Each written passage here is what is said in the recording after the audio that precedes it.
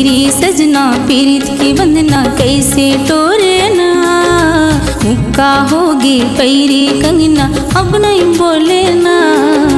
बैरी सजना पीरित की बंधना कैसे तोरे ना। मुक्का होगी पैरी कंगना अब नहीं बोले ना।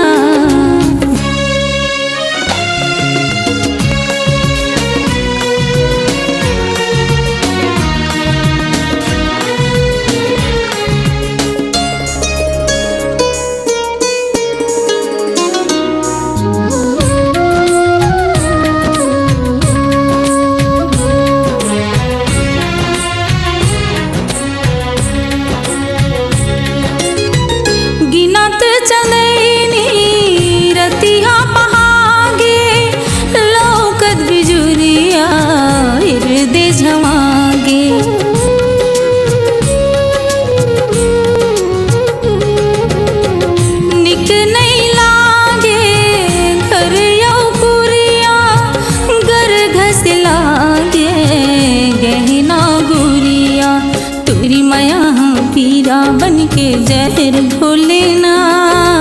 तोर बिना जिए के इच्छा डावा डोले ना।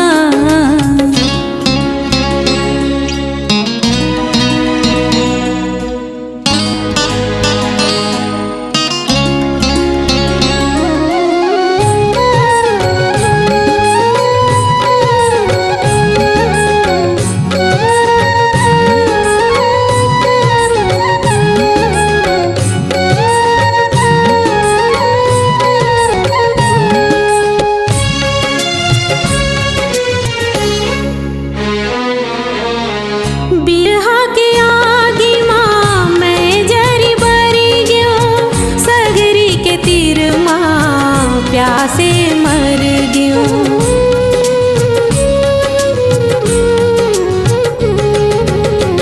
कैसे रहा मैं तोर ले दूरिहा।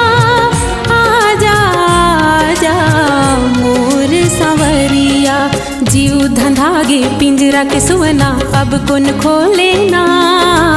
आस मगड़ गे फांस जिया माँ होले होले ना। बैरी सजना पीरित के बंधना कैसे टोरे ना।